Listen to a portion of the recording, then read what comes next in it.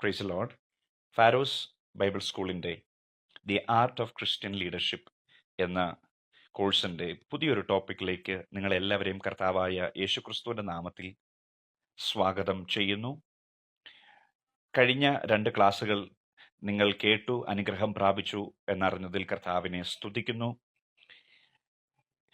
കഴിഞ്ഞ ക്ലാസ്സിൽ Christian leadership, biblical leadership ഒരു ട്രയാങ്കിൾ പോലെയാണ്, അത് ത്രികോണ സമാനമാണ് എന്ന് ഞാൻ പറയുവാനിടയായി തീർന്നല്ലോ. അതിന് 3 വശങ്ങളുണ്ട്. ആ 3 വശങ്ങളിൽ 2 വശങ്ങൾ നാം പഠിക്കുവാൻ ഇടയായി തീർന്നു: spiritual leadership and servanthood leadership. ഈ ബിബ്ലിക്കൽ ലീഡർഷിപ്പ് അത് ദൈവത്തിൽ കേന്ദ്രീകൃതവും ദൈവവചന അടിസ്ഥാനവും ആയ ലീഡർഷിപ്പ് ആയതുകൊണ്ട്, അത് ദൈവത്തിൽ നിന്ന് ആരംഭിക്കുന്നത് കൊണ്ട് അത് വളരെ ആത്മീകമായ ഒരു ശുശ്രൂഷയാണ്. ഇന്ന് ഈ ബിബ്ലിക്കൽ ലീഡർഷിപ്പ് ട്രയാങ്കിളിൻ്റെ 3ാമത്തെ വശം നാം പഠിക്കാൻ പോകുകയാണ്: ട്രാൻസ്ഫോർമേഷണൽ ലീഡർഷിപ്പ്. 3ാമത്തെ വശമായ ട്രാൻസ്ഫോർമേഷണൽ ലീഡർഷിപ്പ് നമുക്ക് ഒരുമിച്ച് വളരെ ശ്രദ്ധയോടെ പഠിക്കാം. ഞാൻ പറഞ്ഞതുപോലെ biblical leaders R transformational because they are called by God to be change agents. ദൈവം നമ്മളെ തെരഞ്ഞെടുത്തിരിക്കുന്നത്, വിളിച്ചിരിക്കുന്നത് ഈ ലോകത്തിൽ സമൂലമായ മാറ്റങ്ങൾ വരുത്താൻ, മാറ്റത്തിൻ്റെ വക്താക്കളായി മാറിക്കൊണ്ടിരിക്കുന്ന ഈ ലോകത്ത് മാറ്റത്തിൻ്റെ വക്താക്കളായി തീരുവാനായാണ് ദൈവം നമ്മെ വിളിച്ചിരിക്കുന്നത്. എങ്ങനെയുള്ള മാറ്റമാണ് അത്? ദൈവഹിതപ്രകാരമുള്ള മാറ്റം ഈ ഭൂമിയിൽ വരുത്തുവാൻ ദൈവം ആഗ്രഹിക്കുന്നു. 2 ഏരിയകളിലാണ്, 2 പ്രധാനപ്പെട്ട ഏരിയകളിലാണ് ഈ മാറ്റം ദൈവം വരുത്തുവാൻ നമ്മെ വിളിച്ചിരിക്കുന്നത്. ഒന്ന്, transform their worlds as agents of change within their area of influence. നാം ജീവിക്കുന്ന ഈ ലോകത്ത്, നമ്മുടെ ചുറ്റുപാടിൽ, നമ്മുടെ സമൂഹത്തിൽ നമുക്ക് സ്വാധീനം ചെലുത്തുവാൻ കഴിയുന്ന ചുറ്റുപാടിൽ നാം മാറ്റത്തിൻ്റെ വക്താക്കളായിരിക്കണമെന്ന് ദൈവം നമ്മെക്കുറിച്ച് ആഗ്രഹിക്കുന്നു. അതുമാത്രമല്ല, നാം നയിക്കുന്ന വ്യക്തികൾ, നമ്മുടെ ഫോളോവേഴ്സ്, അത് വിശ്വാസികളായിരിക്കാം, അത് സഹോദരങ്ങളായിരിക്കാം, സ്നേഹിതരായിരിക്കാം, സമൂഹത്തിലുള്ളവരായിരിക്കാം, അവരുടെ ജീവിതത്തിൽ ഒരു സമൂലമായ മാറ്റം, ദൈവ പ്രകാരമുള്ള ഒരു മാറ്റം വരുത്തണമെന്ന് ദൈവം ആഗ്രഹിക്കുന്നു. അതിനായിട്ട് അവരുടെ ജീവിതത്തിൽ ഒരു സമൂലമായ മാറ്റം വരുത്തുന്നതിന് മാറ്റത്തിൻ്റെ വക്താക്കളായിട്ട്, ട്രാൻസ്ഫോർമേഷണൽ ലീഡേഴ്സായിട്ട് ദൈവം നമ്മെ വിളിച്ചിരിക്കുന്നു. മറ്റുള്ളവരെ വളർത്താൻ നമുക്ക് കഴിയണം, നമുക്ക് അവരെ പ്രോത്സാഹിപ്പിക്കാൻ കഴിയണം, അവരെ സ്നേഹിക്കുവാൻ കഴിയണം. ക്രിസ്തുവിൻ്റെ സ്നേഹത്താൽ അവരെ സ്നേഹിക്കുവാൻ, അവരെ വളർത്തുവാൻ നമുക്ക് കഴിയണം. അവരെ വളർത്തുമ്പോൾ നാം വളരുകയാണ്. ഞാൻ എവിടെയോ വായിച്ചത് ഓർക്കുന്നു: when we lift others we are lifted up. അതുപോലെ തന്നെ നാം അവരെ സ്നേഹിക്കുമ്പോൾ അവരും നമ്മെ സ്നേഹിക്കുകയാണ്. നാം അവരെ സ്വാധീനിക്കുമ്പോൾ അത് നമ്മുടെ ജീവിതത്തിൽ ഒരു വലിയ സ്വാധീനമായി മാറും. അർത്ഥാൽ നാം മറ്റുള്ളവരെ മാറ്റുമ്പോൾ അവരുടെ ജീവിതത്തിൽ മാറ്റങ്ങൾ സംഭവിക്കുന്നതോടൊപ്പം നമ്മുടെ ജീവിതത്തിലും മാറ്റങ്ങൾ സംഭവിക്കുകയാണ്. നാം ചെയ്യുന്ന ഈ ശുശ്രൂഷ, ട്രാൻസ്ഫോർമേഷണൽ ലീഡർഷിപ്പ്, അത് ഒരു വലിയ ദൗത്യമാണ്. നമ്മെ ദൈവം ആക്കി വച്ചിരിക്കുന്നത് ഈ ലോകത്തിലാണ്. എന്തിനു വേണ്ടി? നാം ലോകത്തിൽ മാറ്റത്തിൻ്റെ വക്താക്കളായി മറ്റുള്ളവരെ മാറ്റുവാൻ, ദൈവാനുരൂപികളായി അവരെ മാറ്റുവാൻ, ഒരു അർത്ഥവത്തായ, പ്രാധാന്യമുള്ള, മീനിങ്ഫുൾ ആൻഡ് സിഗ്നിഫിക്കൻ്റ് മാറ്റം സമൂഹത്തിൽ, സഭയിൽ, ദേശത്ത്, ഈ ഭൂമിയിൽ കൊണ്ടുവരുവാൻ, വചനപ്രകാരം, വചനാടിസ്ഥാനത്തിൽ ദൈവഹിതപ്രകാരം ഒരു മാറ്റം കൊണ്ടുവരുവാൻ ദൈവം നമ്മെ തിരഞ്ഞെടുത്തിരിക്കുന്നു. അതുകൊണ്ട് നാം ലോകത്തിൽ ആയിരിക്കുന്നത് കൊണ്ട്, ലോകത്തിൽ നമ്മെ ആക്കി വച്ചിരിക്കുന്നത് കൊണ്ട്, നാം ലോകത്തിൻ്റെ അതേ ലോകത്തിൽ മറ്റുള്ളവർക്ക് ഒരു മാറ്റത്തിന്റെ വക്താക്കളായി മാറ്റപ്പെടണം. ഈ ലോകത്തിൽ അങ്ങനെ സമൂലമായ ഒരു മാറ്റം വരുത്തിയ ഒരു റോൾ മോഡലുണ്ട്. മാറ്റത്തിന്റെ ഉത്തമ ഉദാഹരണം നമുക്ക് കാണുവാൻ കഴിയുന്നത് യേശു ക്രിസ്തുവാണ്. He was an ultimate change agent.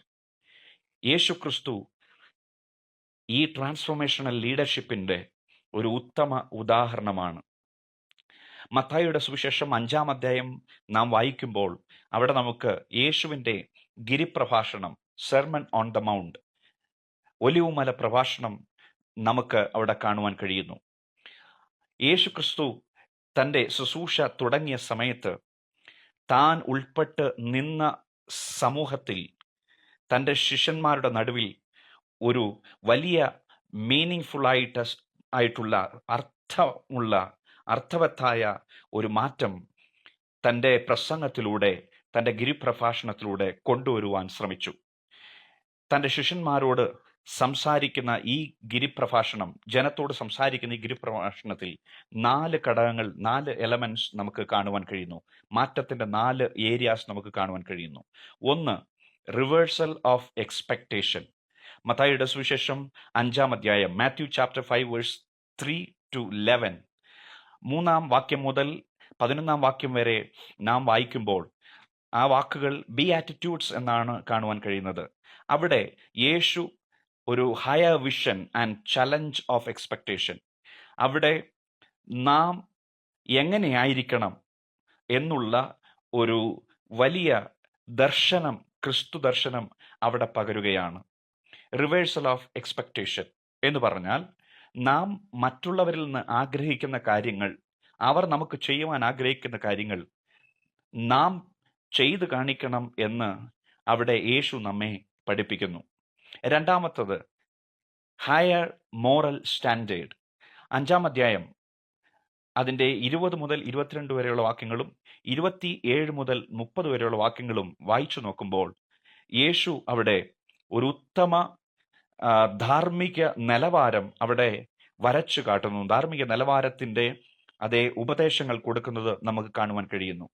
5-ാം അധ്യായം 20 മുതൽ 22 വരെയുള്ള വാക്യങ്ങളിൽ 20-ാമത്തെ വാക്യം, നിങ്ങളുടെ നീതി ശാസ്ത്രിമാരുടെയും പരീശന്മാരുടെയും നീതിയെ കവിയുന്നില്ലെങ്കിൽ നിങ്ങൾ സ്വർഗരാജ്യത്തിൽ കടക്കയില്ല എന്ന് ഞാൻ നിങ്ങളോട് പറയുന്നു എന്ന് യേശു പറഞ്ഞു. അവിടെ യേശു എന്താണ് ഒരു നീതിബോധം, എന്താണ് അതേ ദൈവരാജ്യത്തിൻ്റെ നീതി, ഉത്തമ ധാർമ്മിക ബോധം, നിലവാരം എന്താണ് എന്ന് അവിടെ നമ്മെ പഠിപ്പിക്കുന്നു. അവിടെ എഴുതിയിരിക്കുന്നത്, നിങ്ങളുടെ നീതി ശാസ്ത്രിമാരുടെയും പരീശന്മാരുടെയും നീതിയെ കവിയണം. അവർ ന്യായപ്രമാണങ്ങൾ കൊണ്ട് നീതിയെ പാലിക്കുവാൻ, പ്രമാണിക്കുവാൻ ആഗ്രഹിക്കുന്നു. എന്നാൽ ആ ന്യായപ്രമാണങ്ങളെക്കാൾ ഉപരി നീതിബോധത്തോടെ, ധാർമ്മികതയോടെ ജീവിക്കുവാൻ യേശു നമ്മെ, അതിനെ കവിയുവാൻ യേശു നമ്മെ പഠിപ്പിക്കുന്നു. ആ നീതി എങ്ങനെയാണ് വെളിപ്പെടുന്നത്? അത് വെളിപ്പെടുന്നത് കൃപയിലൂടെ, അത് വെളിപ്പെടുന്നത് പരിശുദ്ധാത്മാവിൻ്റെ ശക്തിയിലൂടെ, അത് വെളിപ്പെടുന്നത് ക്രൂശിൻ്റെ ശക്തിയിലൂടെ. ഈ ധാർമ്മിക ജീവിതം, ഈ പരീശന്മാരുടെയും ശാസ്ത്രിമാരുടെയും നീതിയെ കവിയുന്ന നീതി എങ്ങനെ നമുക്ക് നിവർത്തിക്കുവാൻ കഴിയും? The higher standard of that justice is impossible without the power of the cross and the Holy Spirit and the grace of Lord Jesus. യേശുക്രിസ്തുവിന്റെ കൃപയും പരിശുദ്ധാത്മാവിൻ്റെ ശക്തിയും ക്രൂശിൻ്റെ ശക്തിയും ഇല്ലാതെ ഇങ്ങനെ ഒരു ഉയർന്ന ധാർമ്മിക നിലവാരം, ജീവിത നിലവാരം പ്രാവർത്തികമാക്കുവാൻ നമുക്ക് കഴിയുകയില്ല. മൂന്നാമത്തെ യേശു പഠിപ്പിച്ച കാര്യം, change grounded in unchanging truth. മത്തായിയുടെ സുവിശേഷം 5-ാം അധ്യായം 17-18 വാക്യങ്ങൾ നാം വായിച്ചു നോക്കിയാൽ അവിടെ നമുക്ക് മനസ്സിലാക്കാൻ കഴിയുന്ന ഒരു കാര്യം, ഈ മാറ്റങ്ങളൊക്കെ സംഭവിക്കേണ്ടത് മാറ്റമില്ലാത്ത ഒരു സത്യത്തിൽ അടിസ്ഥാനമായിട്ടാണ്. അവിടെ എഴുതിയിരിക്കുന്നു, ന്യായപ്രമാണത്തെയോ പ്രവാചകന്മാരെയോ നീക്കേണ്ടതിന് ഞാൻ വന്നു എന്ന് നിരൂപിക്കരുത്, നീക്കുവാനല്ല നിവർത്തിപ്പാനത്രേ ഞാൻ വന്നത്. സത്യമായിട്ടും ഞാൻ നിങ്ങളോട് പറയുന്നു, ആകാശവും ഭൂമിയും ഒഴിഞ്ഞു പോകും വരെ സകലവും നിവൃത്തിയാകുവോളം ന്യായപ്രമാണത്തിൽ നിന്ന് ഒരു വള്ളിയെങ്കിലും പുള്ളിയെങ്കിലും ഒരു നാളും ഒഴിഞ്ഞു പോകയില്ല. ഇവിടെ നാം വായിക്കുന്നത്, ദൈവം തന്നിരിക്കുന്ന ന്യായപ്രമാണങ്ങൾ നാം മാറ്റാതെ, അതിന് മാറ്റം വരുത്താതെ, അത് പാലിച്ചുകൊണ്ട് ചില സമൂലമായ മാറ്റങ്ങൾ നമുക്ക് ചുറ്റും നാം നിവർത്തിക്കണം. എങ്ങനെയാണ് ഇത് സംഭവിക്കുന്നത്? നാം ആ സത്യത്തിൽ വിശ്വസിക്കുമ്പോൾ, സത്യത്തെ പിന്തുടരുമ്പോൾ, സത്യത്തെ പാലിക്കുമ്പോൾ. ഏതാണ് ആ സത്യം? സത്യം നിങ്ങൾ അറിയുകയും സത്യം നിങ്ങളെ സ്വതന്ത്രരാക്കുകയും ചെയ്യും. അത് നിത്യമായ വചനം, സത്യമായ വചനമാണ്. ദൈവത്തിൻ്റെ വചനത്തിൽ കൂടെ ഈ ലോകത്തിൽ അനേക മാറ്റങ്ങൾ വരുത്തുവാൻ നമുക്ക് കഴിയും. നരഭോജികളെ നരസ്നേഹികളാക്കിയ വചനമാണ്, സത്യസുവിശേഷമാണ് ഈ വചനം എന്ന് പറയുന്നത്. അതിന് ഇന്നും ശക്തിയുണ്ട്. സമൂഹത്തിൽ അധാർമികത നിറഞ്ഞ, ധാർമ്മികത നഷ്ടപ്പെട്ട, തിരിച്ചറിവ് നഷ്ടപ്പെട്ട, മൃഗപ്രായനായി ജീവിക്കുന്ന മനുഷ്യനെ മാറ്റാൻ കഴിയുന്ന സത്യസുവിശേഷമാണ് ഈ സുവിശേഷം. അതിന്, ആ വചനത്തിന് ഇന്നും ശക്തിയുണ്ട്. ആ വചനത്തിൻ്റെ ശക്തി തിരിച്ചറിഞ്ഞ് ആ വചനത്തെ നമുക്ക് പങ്കുവയ്ക്കാം. അത് വലിയ മാറ്റങ്ങൾ ഈ ഭൂമിയിൽ വരുത്തും. നാലാമത്തെ കാര്യം, Jesus is challenging us to become change agents. മാറ്റത്തിൻ്റെ വക്താക്കളായി മാറുവാൻ യേശു നമ്മെ ക്ഷണിക്കുന്നു, ഉദ്ബോധിപ്പിക്കുന്നു. 5-ാം അധ്യായം 14-ാം വാക്യം മുതൽ 15-ാം വാക്യം വരെ വളരെ അർത്ഥവത്തായ, പ്രധാനമർഹിക്കുന്ന ചില കാര്യങ്ങൾ നമുക്കവിടെ കാണുവാൻ കഴിയുന്നു. 13-ാം വാക്യം മുതൽ വായിച്ചാൽ, നിങ്ങൾ ഭൂമിയുടെ ഉപ്പാകുന്നു. ഉപ്പ് കാരമില്ലാതെ പോയാൽ അതിന് എന്ത് കൊണ്ട് രസം വരുത്താം? എന്തോന്ന് കൊണ്ട് രസം വരുത്താം? പുറത്തു കളഞ്ഞിട്ട് മനുഷ്യർ ചവിട്ടുവാനല്ലാതെ മറ്റൊന്നിനും പിന്നെ കൊള്ളുന്നതല്ല. നിങ്ങൾ ലോകത്തിന്റെ വെളിച്ചമാകുന്നു. മലമേലിരിക്കുന്ന പട്ടണം മറഞ്ഞിരിപ്പാൻ പാടില്ല. വിളക്ക് കത്തിച്ച് പറയിൻ കീഴല്ല, തണ്ടിന്മേലത്രേ വയ്ക്കുന്നത്. അപ്പോൾ അത് വീട്ടിലുള്ള എല്ലാവർക്കും പ്രകാശിക്കുന്നു. അങ്ങനെ തന്നെ മനുഷ്യർ നിങ്ങളുടെ നല്ല പ്രവൃത്തികളെ കണ്ട് സ്വർഗസ്ഥനായ നിങ്ങളുടെ പിതാവിനെ മഹത്വപ്പെടുത്തേണ്ടതിന് നിങ്ങളുടെ വെളിച്ചം അവരുടെ മുമ്പിൽ പ്രകാശിക്കട്ടെ. ഹല്ലേലൂയ. ഇവിടെ യേശു തൻ്റെ ശിഷ്യന്മാരെ ഉദ്ബോധിപ്പിക്കുന്നത്, നമ്മെ ഉദ്ബോധിപ്പിക്കുന്നത്, നാം മാറ്റത്തിന്റെ വക്താക്കളായി മാറണം. അതിനു വേണ്ടിയിട്ടാണ് ദൈവം നമ്മെ വിളിച്ചിരിക്കുന്നത്. നമ്മെ ദൈവം വിളിച്ചിരിക്കുന്നത് ഭൂമിയുടെ ഉപ്പായിട്ട്, ലോകത്തിന്റെ വെളിച്ചമായിട്ട്. ഈ രണ്ട് കാര്യങ്ങൾ നാം പഠിക്കണം. ഇത് തമ്മിലുള്ള വ്യത്യാസം നാം പഠിക്കണം. ഇവിടെ യേശു പറയുന്നു, നിങ്ങൾ ലോകത്തിന്റെ വെളിച്ചമാകുന്നു. നമുക്ക് പ്രകാശം, നമ്മുടെ പാതകൾക്ക് നാം പ്രകാശം പ്രാപിക്കുന്നതോടൊപ്പം നാം മറ്റുള്ളവർക്ക് പ്രകാശം പകരുന്നവരുമായിരിക്കണം. ആ നിത്യമായ സത്യമായ വെളിച്ചത്തിൽ നിന്ന്, യേശുവിൽ നിന്ന് നാം വെളിച്ചം പ്രാപിച്ച്, വചനത്തിൽ നിന്ന് വെളിച്ചം പ്രാപിച്ചു. കാരണം വചനം വെളിച്ചമാണ്. സങ്കീർത്തനത്തിൽ നാം വായിക്കുന്നു, നിന്റെ വചനം എൻ്റെ കാലിന് ദീപവും എൻ്റെ പാതയ്ക്ക് പ്രകാശവുമാകുന്നു. യേശു വെളിച്ചം. ആ ക്രിസ്തു ദർശനം പ്രാപിച്ച്, വെളിച്ചം പ്രാപിച്ച്, വചനത്തിൽ നിന്ന്, ആ കർത്താവിൻ്റെ വചനത്തിൽ നിന്ന് നാം പ്രകാശം പ്രാപിച്ച് നമ്മുടെ ജീവിതത്തെ നാം നയിക്കുന്നതോടൊപ്പം മറ്റുള്ളവരെയും, അന്ധകാരത്തിൽ കിടക്കുന്നവരെ അത്ഭുത പ്രകാശത്തിലേക്ക് നമുക്ക് നടത്തുവാൻ കഴിയണം. ഇത് കാണിക്കുന്നത് ഒരു പബ്ലിക് വിറ്റ്നസ് ആണ്. ഈ വിളക്കൊരിക്കലും കത്തിച്ച് പറയിൻ കീഴിലല്ല വെക്കേണ്ടത്, തണ്ടിന്മേൽ അത്ര വെക്കേണ്ടത്. അത് മറ്റുള്ളവർക്ക് പ്രകാശം കൊടുക്കുന്നതായിരിക്കണം. ചിലർ പറയാറുണ്ട്, ഞാൻ നന്നായി ജീവിക്കുന്നുണ്ട്, എനിക്ക് നല്ല സാക്ഷ്യമുണ്ട്, അതെൻ്റെ ദൈവത്തിനറിയാം, ഞാൻ മറ്റുള്ളവരുടെ മുമ്പിൽ സാക്ഷ്യം വഹിക്കേണ്ട കാര്യമില്ല. ഇവിടെ നാം വായിക്കുന്ന വാക്യത്തിന്റെ അടിസ്ഥാനത്തിൽ നാം നമ്മുടെ ജീവിതത്തെ കാത്തു സൂക്ഷിക്കുന്ന, വിശുദ്ധിയിൽ കാത്തു സൂക്ഷിക്കുന്നതോടൊപ്പം, നമ്മുടെ സാക്ഷ്യത്തെ കാത്തു സൂക്ഷിക്കുന്നതോടൊപ്പം നാം ഒരു പബ്ലിക് വിറ്റ്നസ്സായി, അനേകർക്ക് വെളിച്ചം കാണുന്ന, സാക്ഷ്യം പകരുന്ന, മാതൃക ഉള്ള ഒരു ലീഡറായിട്ട് നമ്മുടെ ജീവിതത്തെ നാം നയിക്കണം. നാം മറ്റുള്ളവർ കാണാൻ കഴിയുന്ന ഒരു വിളക്കായിരിക്കണം. മറ്റുള്ളവർ പഠിക്കാൻ കഴിയുന്ന ഒരു സാക്ഷ്യത്തിന് ഉടമയായിത്തീരണം. അതുമാത്രമല്ല, നാം ഭൂമിയുടെ ഉപ്പാണ്. അത് നമ്മുടെ ക്യാരക്ടറിനെ, നമ്മുടെ സ്വഭാവത്തെ കാണിക്കുന്നു, നമ്മുടെ പേഴ്സണൽ സാക്ഷ്യത്തെ, ജീവിതത്തെ കാണിക്കുന്നു. ഈ വെളിച്ചത്തിന്റെയും ഉപ്പിന്റെയും ഗുണം എന്താണ്? Light, it removes fear. അനേകർ ഇന്ന് ഭയത്തിന്റെ നടുവിലായിരിക്കുന്നു. ഈ COVID-19 സമയത്ത് അനേകർ ഭയത്തിന്റെ നടുവിലായിരിക്കുന്നു. അവർക്ക് വെളിച്ചം പകരുവാൻ നമുക്ക് കഴിയട്ടെ. അനേകർ അന്ധകാരത്തിൽ തപ്പിത്തടയുന്നു. നമുക്ക് അവർക്ക് വെളിച്ചം പകർന്നു കൊടുക്കുവാൻ നമുക്ക് കഴിയട്ടെ. അതെ, light, it removes fear, it guides path, it gives hope. അനേകർ പ്രത്യാശയില്ലാതെ ജീവിക്കുന്നു. അനേകർക്ക് പ്രത്യാശ കൊടുക്കുന്ന വെളിച്ചമായി തീരുവാൻ നമ്മുടെ വാക്കുകളും പ്രവൃത്തികളും സാധിക്കട്ടെ എന്ന് ഞാൻ ആത്മാർത്ഥമായി പ്രാർത്ഥിക്കുന്നു. സാൾട്ട്, ഉപ്പ്, അത് പ്രൊട്ടക്റ്റ് ചെയ്യുന്നതാണ്, പ്രിസർവ് ചെയ്യുന്നതാണ്, അത് ഹീൽ ചെയ്യുന്നതാണ്, അത് ഗീവ്സ് ടേസ്റ്റ്. ഈ ഉപ്പ് നാം എന്തിനൊക്കെയാണ് ഉപയോഗിക്കുന്നത്? നാം പ്രൊട്ടക്റ്റ് ചെയ്യാൻ ഉപയോഗിക്കുന്നു, നാം അത് ചില കാര്യങ്ങൾ പ്രിസർവ് ചെയ്യാൻ ഉപയോഗിക്കുന്നു, ഹീൽ ചെയ്യാൻ ഉപയോഗിക്കുന്നു, അതുപോലെ നമ്മുടെ ഭക്ഷണ പദാർത്ഥങ്ങളിൽ അത് രുചി പകരുവാൻ ഉപയോഗിക്കുന്നു. ഈ ദിവസങ്ങളിൽ അനേകർ ഭയത്തിൻ്റെ നടുവിലായിരിക്കുന്നു. അനേകർ ഒരു സംരക്ഷണയില്ലാതെ തെരുവോരങ്ങളിൽ കഴിയുന്നു, സംരക്ഷണയില്ലാതെ ജീവിക്കുന്നു. അവരെ സംരക്ഷിക്കുവാൻ നമുക്ക് കഴിയട്ടെ. അനേകർ അവരുടെ ജീവിതത്തെ പ്രിസർവ് ചെയ്യാതെ, അവരുടെ ജീവിതത്തെ കാത്തു സൂക്ഷിക്കാതെ തെറ്റുകളിൽ അകപ്പെടുന്നു, ആത്മഹത്യകളിൽ ശരണം പ്രാപിക്കുന്നു. അവരെ പ്രിസർവ് ചെയ്യുവാൻ നമ്മുടെ വാക്കുകൾക്ക് കഴിയട്ടെ. അനേകർ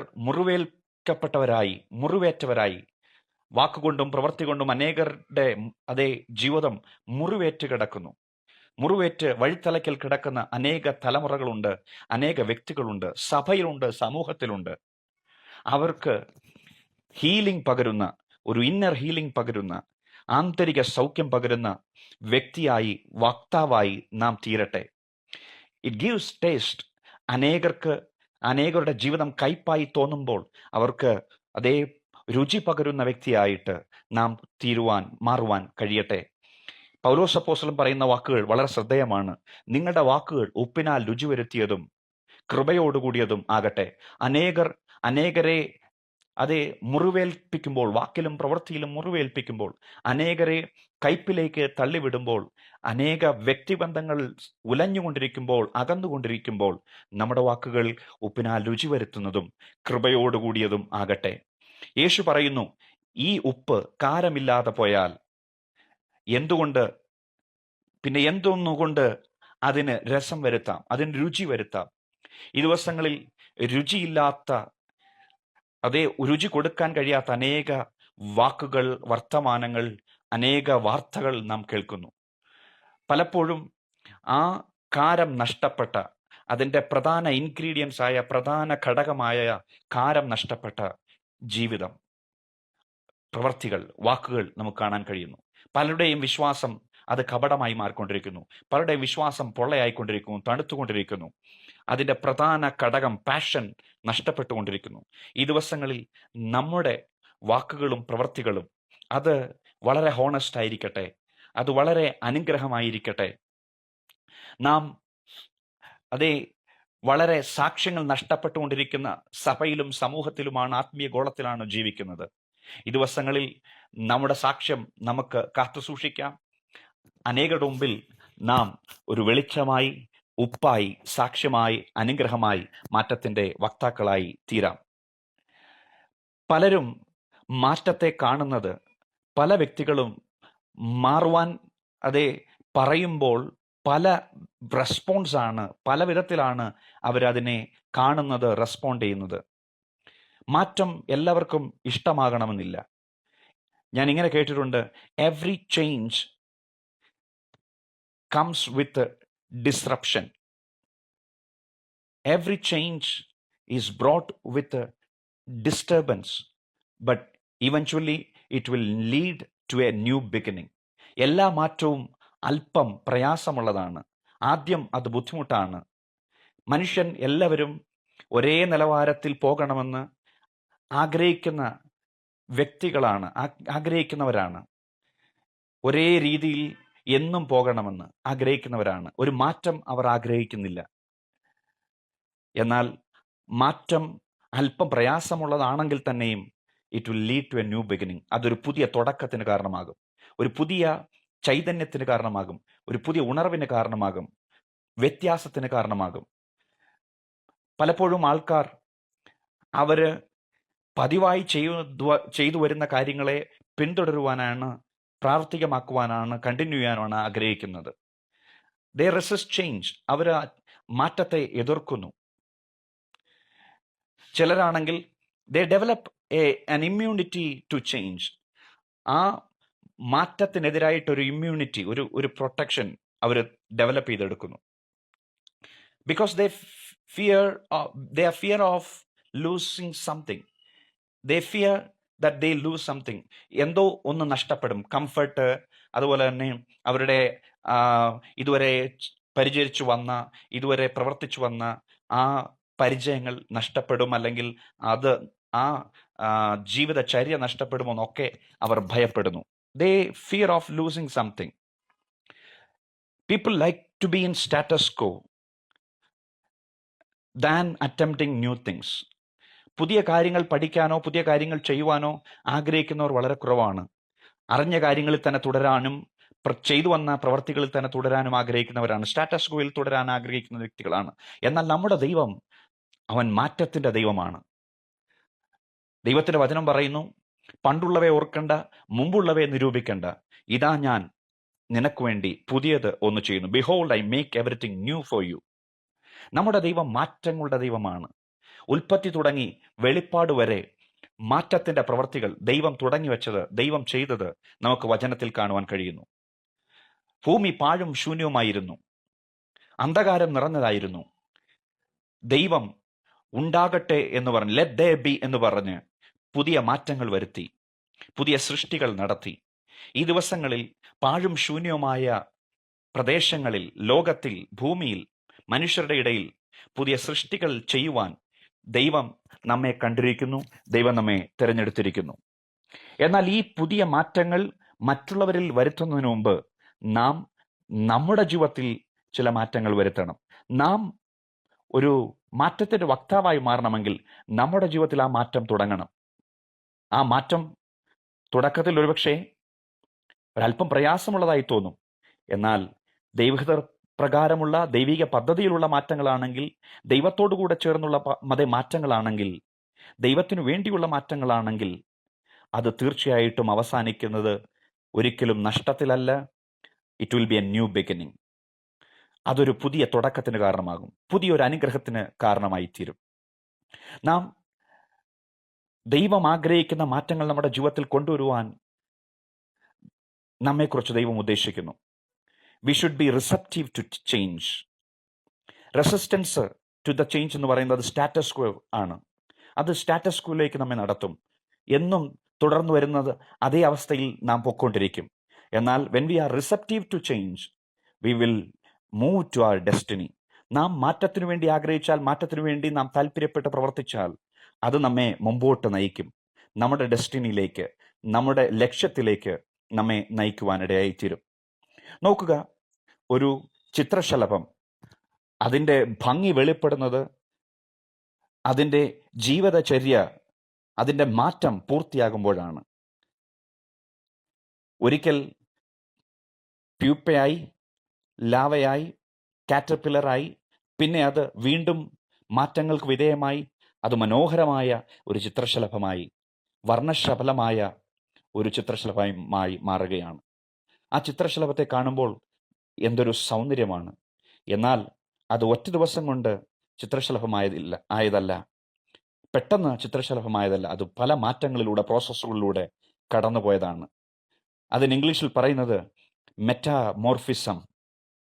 ഗ്രീക്ക് വാക്കിൽ ഉടലെടുത്ത വാക്കാണ് മെറ്റാമോർഫിസം, മെറ്റാമോർഫോസിസ്. കാലാകാലങ്ങളിലായി മാറ്റങ്ങളിലൂടെ കടന്നുപോയി അത് അവസാനം ഒരു വർണ്ണശലഭമായി മാറുകയാണ്, ഒരു ബട്ടർഫ്ലൈ ആയി മാറുകയാണ്. അത് കടന്നു പോയില്ലായിരുന്നെങ്കിൽ, ആ മാറ്റത്തിലൂടെ കടന്നു പോയില്ലായിരുന്നെങ്കിൽ എന്നും ഒരു പച്ചപ്പുഴുവായി അത് ഇഴഞ്ഞു നീങ്ങിയനെ. തുടക്കം, ഈ മാറ്റങ്ങളുടെ എല്ലാം തുടക്കം ആരംഭിക്കുന്നത് നമ്മുടെ ചിന്താമുഖരങ്ങളിൽ നിന്നാണ്, നമ്മുടെ മൈൻഡ് സെറ്റിൽ നിന്നാണ്. പലപ്പോഴും നമ്മുടെ ചിന്തയിൽ മാറ്റം നമുക്കൊരു ത്രട്ടായിട്ടാണ് തോന്നുന്നത്, ഒരു ഡിസ്കംഫർട്ടായിട്ടാണ് ഒരു അസൗകര്യമായിട്ടാണ് നമുക്ക് തോന്നുന്നത്. എന്നാൽ നാം വളരേണ്ടതിന് ദൈവം നമ്മെ ചില മാറ്റങ്ങളിലൂടെ കടത്തിവിടുകയാണ്. നാം രൂപാന്തരപ്പെടേണ്ടതിന് നമ്മെ ചില മാറ്റങ്ങളിലൂടെ കടത്തിവിടുകയാണ്. നാം ഈ ഭൂമിയിൽ ജീവിക്കുന്നു, കർത്താവിൻ്റെ വരവിന് വേണ്ടി നാം നോക്കിക്കാത്തിരിക്കുന്നു. എന്നാൽ നാം രൂപാന്തരപ്പെട്ടില്ലെങ്കിൽ നമുക്ക് കർത്താവിൻ്റെ വരവിൽ എടുക്കപ്പെടുവാൻ കഴിയുകയില്ല. നാം തേജസ്സിൽ നിന്ന് തേജസ്സിലേക്ക്, നാം കൃപയിൽ നിന്ന് കൃപയിലേക്ക് രൂപാന്തരപ്പെടണമെന്ന് ദൈവം നമ്മെക്കുറിച്ച് ആഗ്രഹിക്കുന്നു. അതുകൊണ്ടാണ് അപ്പോസ്തലനായ പൗലോസ് റോമർക്ക് എഴുതിയ 12-ാം ലേഖനത്തിൽ എഴുതിയിരിക്കുന്നത്, renew yourself, transform yourself. അവിടെ നാം വായിക്കുന്നത്, ഈ ലോകത്തിന് അനുരൂപമാകാതെ, do not be conform to this world but to be transform. ഈ ലോകത്തിന് അനുരൂപമാകാതെ നമ്മെ തന്നെ പുതുക്കുക എന്ന് അപ്പോസ്തലനായ പൗലോസ് നമ്മെ ഉദ്ബോധിപ്പിക്കുന്നത്. ആ വാക്യം വായിക്കുവാൻ സമയമില്ലല്ലോ. അവിടെ എഴുതിയിരിക്കുന്നത് ഇങ്ങനെയാണ്, നിങ്ങളെ ജീവനും വിശുദ്ധിയുമുള്ള സമ്പൂർണ്ണ യാഗമായി ദൈവത്തിന് സമർപ്പിപ്പിൻ. ഈ ലോകത്തിന് അനുരൂപമാകാതെ ദൈവേഷ്ടം എന്തെന്ന് തിരിച്ചറിഞ്ഞ് മനസ്സ് പുതുക്കി രൂപാന്തരപ്പെടുവിൻ. ഈ വാക്യം എഴുതിയ അപ്പോസ്തലനായ പൗലോസ് തൻ്റെ ജീവിതത്തിൽ വലിയൊരു മാറ്റം നടന്നു. കൊലപാതകിയായ ക്രിസ്തു സമൂഹത്തെ, ദൈവസഭയെ മുടിക്കുവാൻ ഇറങ്ങിപ്പുറപ്പെട്ട പൗലോസിൻ്റെ ജീവിതത്തിൽ ഡമസ്കസിൽ വെച്ച് ഒരു സമൂലമായ മാറ്റം, ഒരു 360 ഡിഗ്രി ടേൺ അവൻ്റെ ജീവിതത്തിൽ ഉണ്ടായി. അന്നു മുതൽ തൻ്റെ ദർശനവും തൻ്റെ വിളിയും തൻ്റെ അതേ ശുശ്രൂഷയും മാറ്റപ്പെട്ടു. കാലാകാലങ്ങളിലായി അപ്പോസ്തലനായ പൗലോസിനെ ദൈവം മാറ്റിയെടുത്ത് ശ്രേഷ്ഠനായ ഒരു അപ്പോസ്തലനാക്കി മാറ്റി. അപ്പോസ്തലനായ പൗലോസ് മാത്രമല്ല, പത്രോസ്, അതുപോലെ തന്നെ ജോൺ മാർക്കോസ്, ഇവരെല്ലാം ദൈവം മാറ്റിയെടുത്തു. ഒരു കാലത്ത് ജോൺ മാർക്ക് പൗലോസിൻ്റെ കൂടെ മിഷണറി പ്രവർത്തനത്തിന് ഇറങ്ങിപ്പുറപ്പെട്ട വ്യക്തി തിരിച്ചുപോയി, പകുതി വഴിക്ക് വെച്ച് തിരിച്ചുപോയി. എന്നാൽ തിമത്യോസിന് ലേഖനം എഴുതുമ്പോൾ അവസാനം പൗലോസ് പറയുക, ഞാൻ അവനിൽ മാറ്റം കണ്ടു, അവൻ ശുശ്രൂഷയ്ക്ക് പ്രയോജനമുള്ളവൻ, അവനെ കൂട്ടിവരുത്തുക, അവനെ മടക്കി വരുത്തുക. മോശയെ ദൈവം മാറ്റി, ദാവീദിനെ ദൈവം മാറ്റി.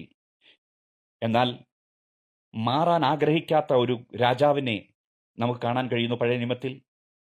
ശൗൽ. ദൈവം പലപ്പോഴായി അവനോട് ഇടപെട്ടിട്ടും അവനിൽ നിന്ന് അഭിഷേകം നഷ്ടപ്പെട്ടിട്ടും മാനസാന്തരപ്പെടാതെ, മാറ്റത്തിന് ആഗ്രഹിക്കാതെ അവൻ തൻ്റെ സ്വന്തം വാളിൽ വീണ് മരിക്കേണ്ട ശോചനീയമായ ഒരു ജീവിത അവസാനം തനിക്ക് നേരിടേണ്ടി വന്നു. നമ്മുടെ ദൈവം മാറ്റത്തെ ആഗ്രഹിക്കുന്നു.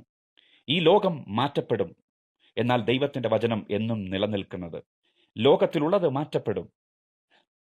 ഈ ലോകത്തിൽ, മാറിക്കൊണ്ടിരിക്കുന്ന ലോകത്തിൽ മാറ്റമില്ലാത്ത ദൈവവചനം പ്രാപിച്ച് മാറ്റത്തിൻ്റെ വക്താക്കളായി ജീവിപ്പാൻ ദൈവം നമ്മെക്കുറിച്ച് ആഗ്രഹിക്കുന്നു.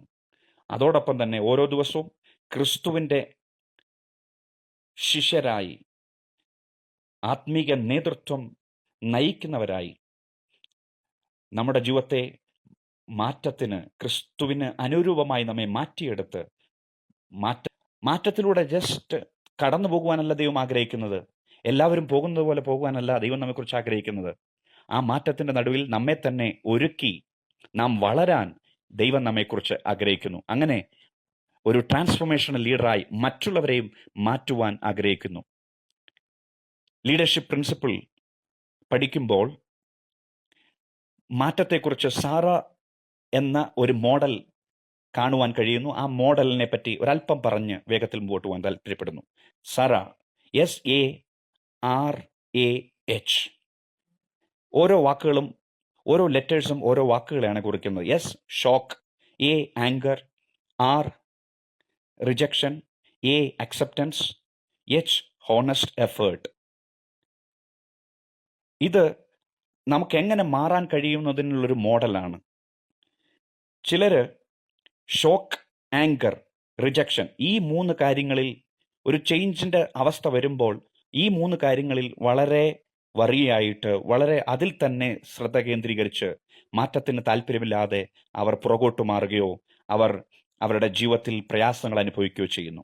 എന്നാൽ നാം ബാക്കിയുള്ള അവസാനത്തെ 2 കാര്യങ്ങളിൽ കൂടുതൽ ശ്രദ്ധ കേന്ദ്രീകരിച്ചാൽ നമുക്ക് മാറ്റം ഒരു ഭാരമായി തോന്നുകയില്ല. വിഷമമുള്ളതായി തോന്നുകയില്ല. അത് അക്സെപ്റ്റൻസ് ആൻഡ് ഹോണസ്റ്റ് എഫേർട്ട്. ആ മാറ്റത്തെ അംഗീകരിക്കുക.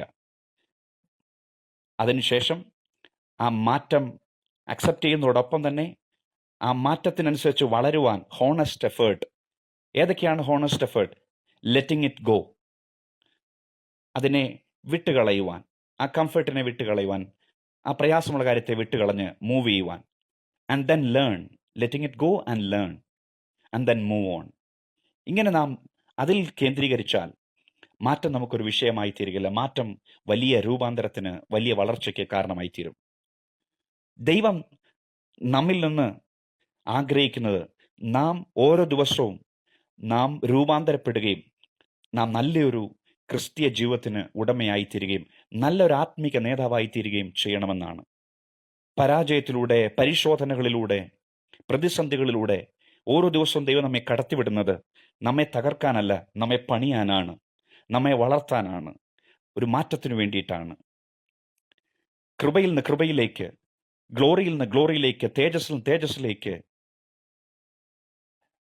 ഓരോ ദിവസവും നാം മുന്നേറുവാൻ, അങ്ങനെ ക്രിസ്തുവിന് തലയോളം വളരുവാൻ, എല്ലാത്തിലും തികഞ്ഞവരായി, വിശ്വാസ ജീവിതത്തിൽ തികഞ്ഞവരായി തീരുവാൻ, മറ്റുള്ളവരെ വിശ്വാസ ജീവിതത്തിൽ വളർത്തുവാൻ, അവരെയും ഇതുപോലെ തികഞ്ഞവരാക്കി തീർക്കുവാൻ ദൈവം നമ്മെക്കുറിച്ച് ആഗ്രഹിക്കുന്നു. മാറ്റങ്ങളിൽ we need to stay strong, stay on the track, stay focused on our calling, and stay perceive, stay focused, stay patient. ഈ ചില കാര്യങ്ങൾ നമ്മുടെ ജീവിതത്തിൽ നാം പ്രായോഗിക തലത്തിൽ അപ്ലൈ ചെയ്താൽ മാറ്റം നമുക്ക് മാറ്റം ഒരു ഭാരമേ ആയിത്തീരുകയില്ല. We need to stay strong, we need to stay on the track. നമ്മളെ വിളിച്ച വിളിയിൽ നാം ഉറച്ചു നിൽക്കണം, അതിൽ ഫോക്കസ് ചെയ്യണം. നാം വളരെ താഴ്മയോടെ, ക്ഷമയോടെ ആ പ്രോസസ്സിലൂടെ കടന്നു പോകുമ്പോൾ ആ മാറ്റം നമുക്ക് വലിയ അനുഗ്രഹത്തിന് കാരണമായി തീരും. ഉദാഹരണത്തിന് യോഹന്നാന്റെ സുവിശേഷം 5-ാം അധ്യായം 1 മുതൽ 10 വരെയുള്ള വാക്യങ്ങളിൽ നമുക്കവിടെ ഒരു മനുഷ്യനെ കാണുവാൻ കഴിയുന്നു. Gospel of John chapter 5 verse 1 to 10. അവിടെ നമുക്ക് ഒരു ഇൻവാലിഡ് മാൻ, ഒന്നിനും കഴിയാത്തൊരു മനുഷ്യനെ കാണുവാൻ കഴിയുന്നു. ആ മനുഷ്യൻ 38 വർഷമായി ബെത്സേദ കുളക്കരയിൽ ഒരു വിടുതലിന് വേണ്ടി കാത്തിരിക്കുകയായിരുന്നു. യേശു അതുവഴി കടന്നുപോയപ്പോൾ യേശു അവനെ കണ്ടിട്ട് ഇങ്ങനെ ചോദിച്ചു, നിനക്ക് ശുദ്ധമാകുവാൻ മനസ്സുണ്ടോ? നിനക്ക് സൗഖ്യമാകുവാൻ മനസ്സുണ്ടോ? നിനക്ക് മാറുവാൻ മനസ്സുണ്ടോ? യേശു അവൻ്റെ ജീവിതം മാറുവാൻ ആഗ്രഹിച്ചു. എന്നാൽ ആ മാറ്റം താൻ ആഗ്രഹിക്കുന്നു എന്ന് യേശു അവനോട് ചോദിക്കും, ആർ യു വില്ലിങ്? പലപ്പോഴും ഈ ശബ്ദം നാം കേൾക്കാറുണ്ട്. യേശു നമ്മോട് ചോദിക്കാറുണ്ട്, are you willing to be changed? പക്ഷെ പലപ്പോഴും നമുക്കത് കഴിയുന്നില്ല. നാം കഠിന ഹൃദയരായിത്തീരുന്നു. ചിലത് വിട്ടുകൊടുക്കുവാൻ തയ്യാറാകുന്നില്ല, ചിലത് ക്ഷമിക്കുവാൻ തയ്യാറാകുന്നില്ല. അതുകൊണ്ട് നമ്മുടെ ജീവിതത്തിൽ മാറ്റം സംഭവിക്കുന്നില്ല, മാനസാന്തരത്തിൻ്റെ പ്രവൃത്തികൾ വെളിപ്പെടുന്നില്ല.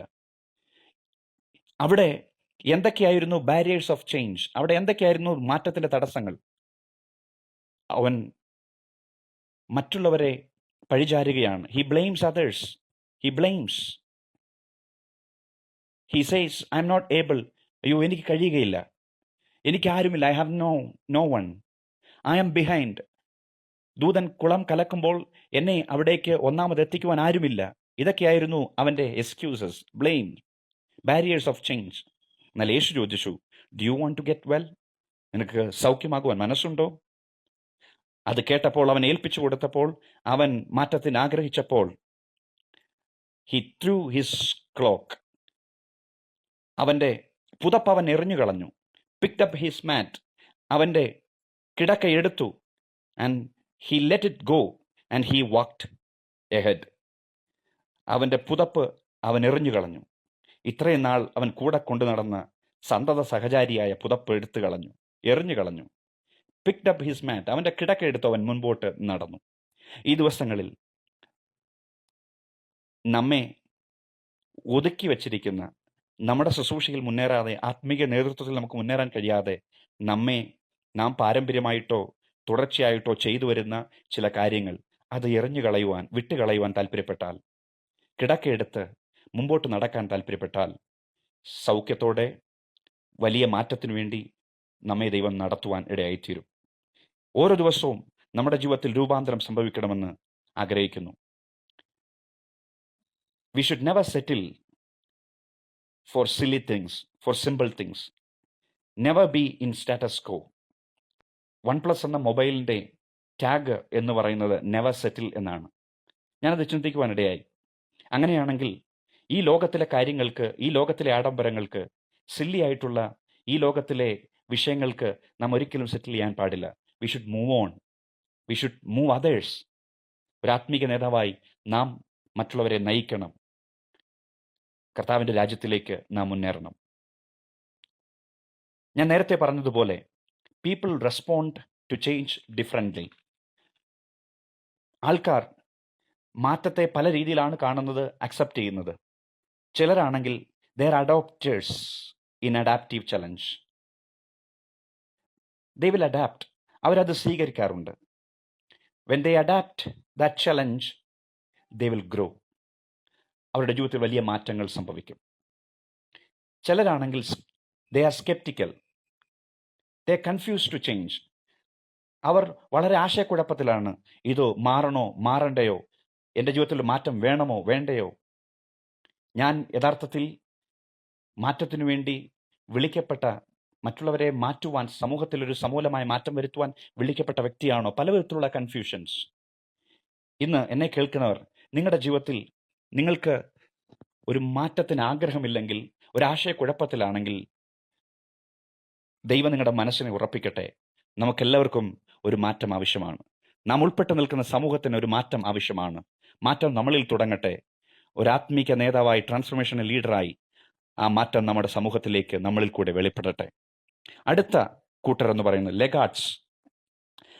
ദേ adopt very lately and lazy. അവർ വളരെ താല്പര്യമില്ലാതെ, ഈ മാറ്റങ്ങൾക്കൊന്നും താല്പര്യമില്ലാതെ, എന്നും ഒരേ രീതിയിൽ മുൻപോട്ട് പോകാൻ, സാറ്റിസ്ഫൈഡ് ആയിട്ട് മുമ്പോട്ട് പോകാൻ താല്പര്യപ്പെടുന്നവരാണ്. അങ്ങനെയുള്ളവർക്കൊരിക്കലും മുന്നേറുവാൻ കഴിയത്തില്ല, വളർച്ച ഉണ്ടാകുവാൻ കഴിയത്തില്ല. അവർക്ക് സമൂഹത്തിൽ മാറ്റങ്ങൾ ഉണ്ടാക്കുവാൻ കഴിയത്തില്ല. നാം അവരെ പോലെയല്ല. മാറ്റത്തെ കൈവരിച്ച് മറ്റുള്ളവർക്ക് ഈ മാറ്റങ്ങൾ പകർന്നു കൊടുക്കുവാൻ, മറ്റുള്ളവരെ മാറ്റത്തിലേക്ക് നയിക്കുവാനാണ് ദൈവം നമ്മെക്കുറിച്ച് ആഗ്രഹിക്കുന്നത്. വചനത്തിൻ്റെ അടിസ്ഥാനത്തിൽ ട്രൂ ലീഡേഴ്സ് ആർ ട്രാൻസ്ഫോർമേഷണൽ. യഥാർത്ഥ ആത്മീക നേതാക്കന്മാർ, വചനത്തിൽ കാണുന്ന നേതാക്കന്മാരുടെ ഉദാഹരണത്തിൽ നമുക്ക് മനസ്സിലാക്കാൻ കഴിയുന്നത് അവർ മാറ്റം വരുത്തുന്നവരാണ്. പൗലോസ്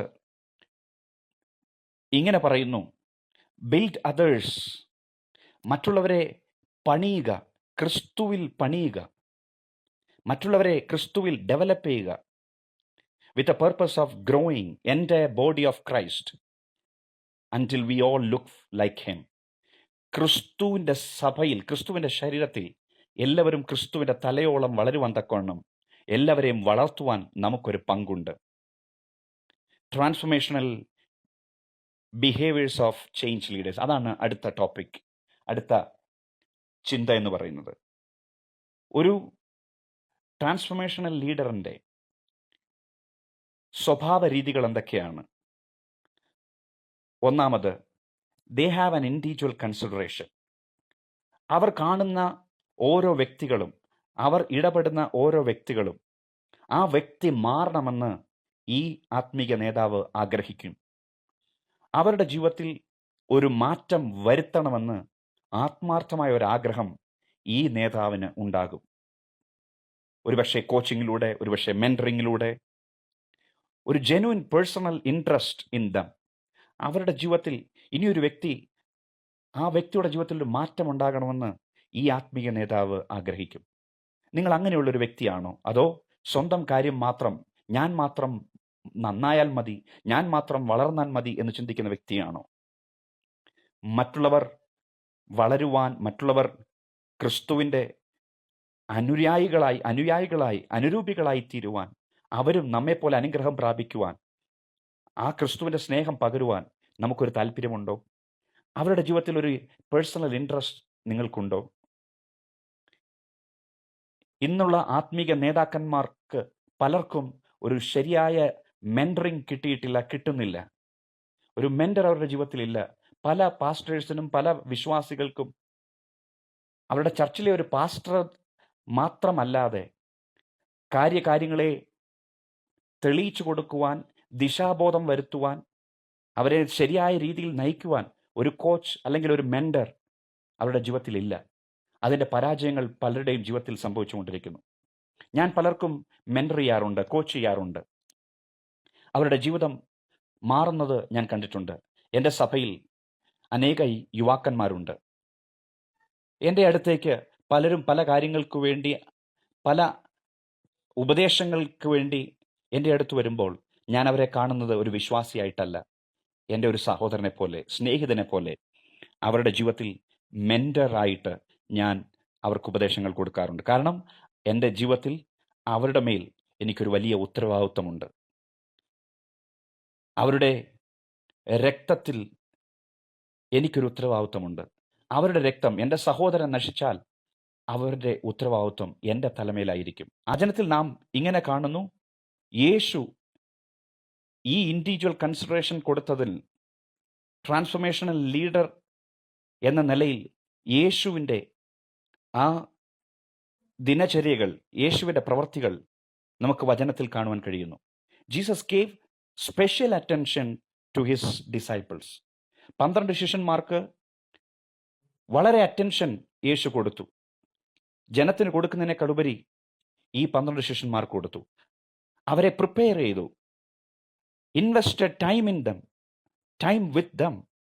അവർക്ക് സമയത്തെ കൊടുത്തു, തൻ്റെ സ്നേഹം പകർന്നു കൊടുത്തു, തൻ്റെ ഹൃദയം പങ്കുവച്ചു, തൻ്റെ ആഗ്രഹങ്ങൾ, ദർശനങ്ങൾ, ഉദ്ദേശങ്ങൾ പങ്കുവച്ചു. അതിൽ ആ 12 ശിഷ്യന്മാരിൽ പത്രോസ്, യോഹന്നാൻ, യാക്കോബ്, അവർ 12 ശിഷ്യന്മാരിൽ ഇന്നർ സർക്കിളായിരുന്നു, യേശുവിന് പ്രിയപ്പെട്ടവരായിരുന്നു.